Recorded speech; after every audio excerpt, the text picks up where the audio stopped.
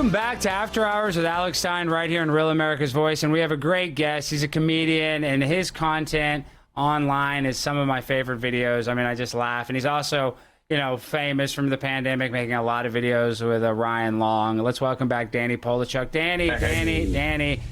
I got to say, I love your videos, and I'm not just a D writer. I'm not just a Danny D writer, but a little bit, I guess I am. And I think what you do with AI is absolutely incredible, and it's sometimes indistinguishable from the actual CNN or Fox News or whatever media outlet that you're pretending to be. I make the news that I want to see, if that makes sense. That's smart. No, I get it. And that's why you're a very brilliant young comedian. So let's play one of my favorite clips where you're talking about a controversial mural. At the intersection of Brooklyn Boulevard and North Avenue sits this mural. It's a dark-skinned Palestinian woman holding a slice of watermelon, and the seeds spell Free Palestine. With so many Black Richmonders upset, we decided to catch up with the artist behind this controversial mural to have him explain more about it. Hi, I'm Edward Sprague, and I'm the artist behind the unfortunately controversial mural of what appears to be Black woman eating a giant watermelon. However, I would just like to say, first off, she's not Black. People from Gaza are not Black. They're just dark skinned. It's sunny there like all the time. So she's really tanned. In hindsight, would I have made her a little less tan? Sure I would have. Obviously, I've heard the stuff about the Black people and the watermelon, but I was trying to make it more realistic. I mean, I can't make her white. That would make no sense. Those are the oppressors in this situation.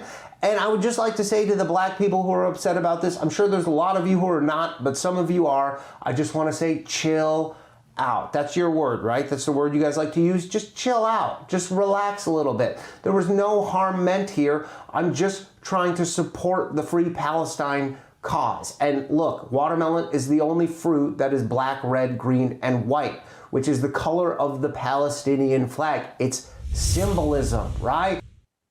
Well, see, I didn't even know that the watermelon. I saw a Delta Airlines flight attendant that got canceled because I didn't realize the watermelon was the secretive Palestinian flag. Yeah, they all use it online.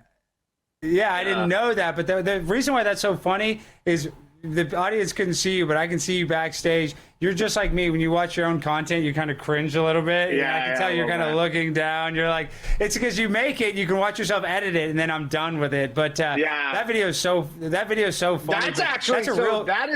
That's a real thing. That's a real mural. Yeah, I know. That's a real mural. Obviously, you're not the real painter, but what was the controversy? Did the painter actually get canceled for that? What was the real news story? No, it was like, it was some like LGBTQ whatever painter who made it, and she's kind of just like, it's literally like it's the victimhood Olympics kind of thing where she's just like, our thing's more important than your thing right now.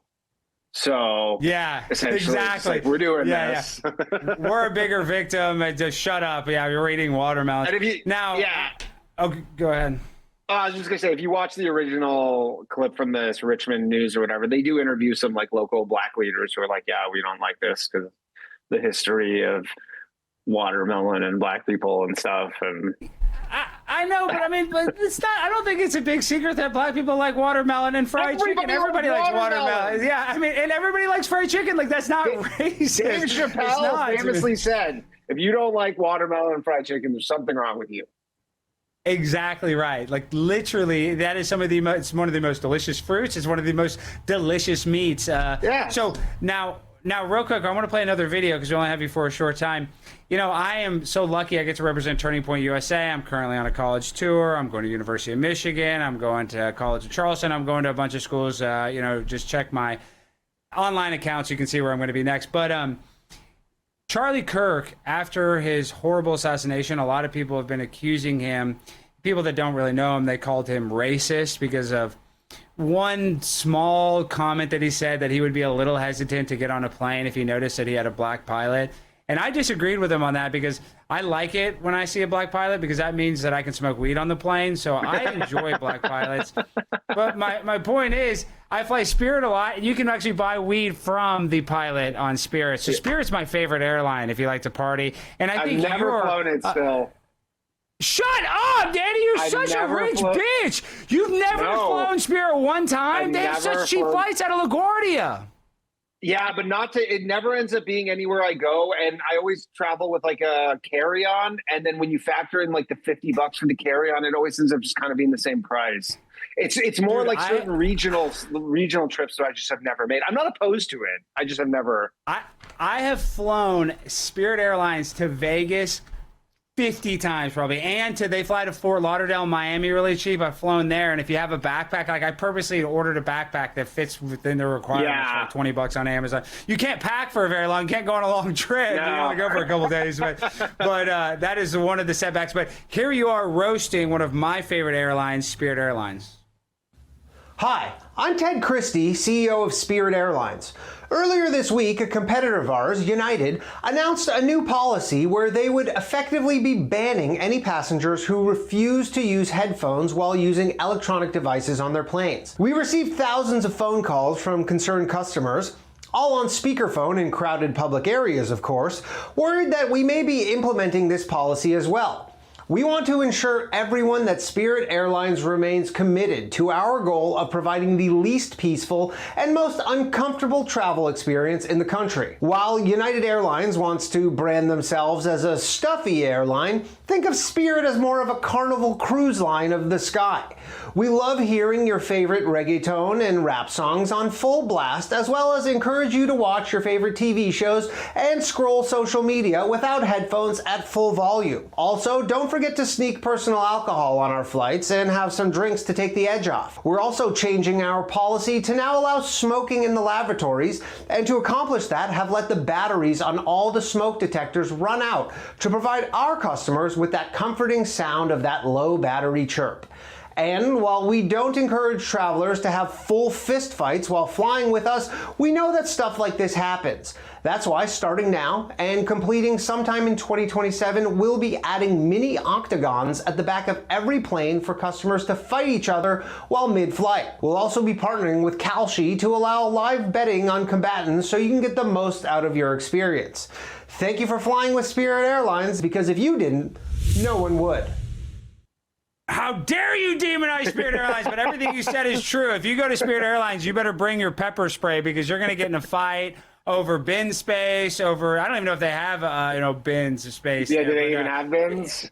Yeah, I don't even know, because you're really only allowed to bring a backpack that's about 20 inches by 10 inches. So you roasted Spirit Airlines. I love that, but I feel like you are a fraud and a phony because you've never been forced to sit in the jail cell in the air called Spirit Airlines. I will at some point. I'm certain I will at some point. But here's the thing. I made that sketch mostly because one of my greatest personal causes is people, especially because living in New York City, is people playing speakers out loud. It is one of the things I most detest. And it is the sign of just a low trust, no social contract kind of society, and I hate it so much. And so I'm glad that United is taking a stand on that, because I do a joke about it in my act, but basically I don't even have sexual fantasies anymore. My only fantasy is just telling some guy on the train to turn his speaker off. It's the only fantasy I have.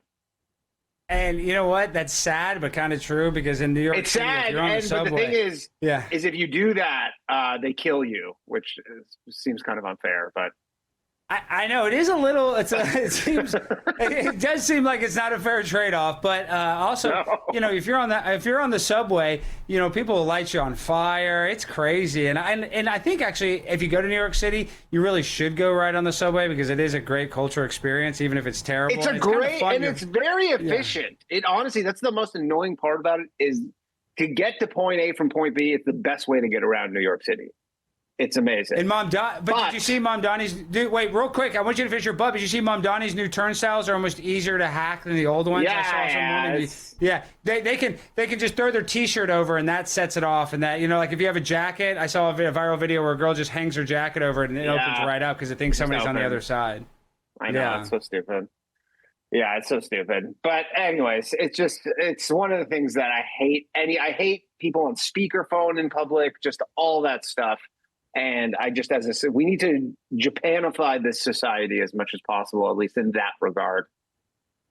Yeah, well, Japan's subway system is so nice you could like eat a steak off the floor of it. It's yeah, it's everything. Everybody's, I know, and it's just we just don't have that here. And some people like it. They like the hustle and bustle. Yeah, they like the spray paint fumes from the graffiti. Okay, so we got to let you go shortly. So what are you doing this weekend? You're going to be in Fort Worth all weekend at Big Laughs Comedy Club? Big Laughs Comedy Club, Fort Worth, all weekend. Shows Friday, Saturday night. You can get tickets at dannycomedy.com. And if you live anywhere else in the United States, I'll be touring all over. I got so many dates coming up all over this fine nation. dannycomedy.com. You can find me. But real quick, actually, before you go, did I get your opinion? What do you think about this war? When do you think it's going to end? Do you think are you a Mark Levin guy that we need to just go there and kill every Iranian? No, honestly, I was giving Trump the benefit of the doubt if he was going to wrap this up within 2 weeks because of his success in Venezuela and, the Fordo bombing, which those went. And I think there's a little hubris here where those went a little too well. And it seems like he maybe underestimated this one. And, I'm definitely not in the camp of, let's just be there until as long as we need to possibly. The only thing that's good about Trump is he could just snap his fingers, pull everyone out and just be like, we won. And they're like, no, you didn't. He's like, yes, we did.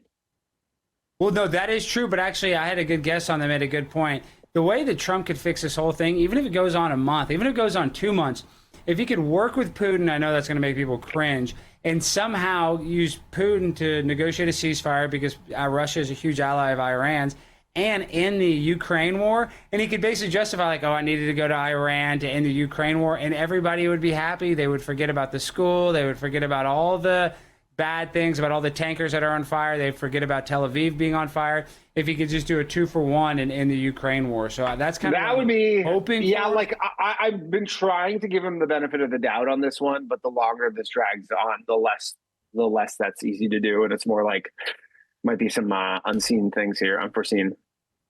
Well, I'm not a military expert, but from all of my research that I have done, it looks like even if we take out their Navy and even if they don't have an air defense, the only way they're going to be able to protect the Strait of Hormuz is putting in ground troops. And you already see people that are going to want that. And I know people in America are going to probably be universally against that. So I think he has to kind of figure out an exit plan before he has to put troops on the ground. And he's going to have to come to the table and negotiate. But I'm just worried, too. Kamani, we just killed his dad. We killed his wife. We killed his kids. I mean, he might be dead. The next one he might be dead. They say his leg is blown off. Yeah, they said he's in a coma. And he gave his first speech today, and it was like someone read off a paper. Some woman read his thing off a paper. Like, he might be dead. He might be. But, I watched this one video, and it was from a very pro-Muslim TikToker. So, I don't know how well it is. But they've actually been planning for this for 47 years, like they said. And so they have 3 branches of their military. They have like an IRGC, they have like a regular military, then they have a military that kind of polices both the militaries. So even if they don't have a leader, they can't have a coup because they have a military police that polices both the military. So like they can operate without a leader, which is a little scary that they can just operate independently. Yeah, I know. It's not a great situation. I have a friend who was actually a Iranian political prisoner, and he lives in Canada. And he was saying like, because they have forced conscription there, and he's like, they don't even give us guns because they're worried that the citizens, if they gave them all guns, would actually turn on them. So, like, their bench isn't super deep. I'll say that. That's what it sounds like. I'm not a military expert, and I think a lot of their soldiers don't have guns, probably don't have uniforms, but they have over, allegedly, 900,000 military members. And if you compare that to how many the Taliban had, which is 40,000... Yeah, not great. That is a little worrisome. Not great. And all right, Danny. Yeah, I know. Hezbollah, Houthis, which they all admit that they fund. That's actually part of their, different sectors of their military. That's a big part of it is that they actually fund that, and they have a bunch of rebel groups. So it's not a good situation. But not a cakewalk.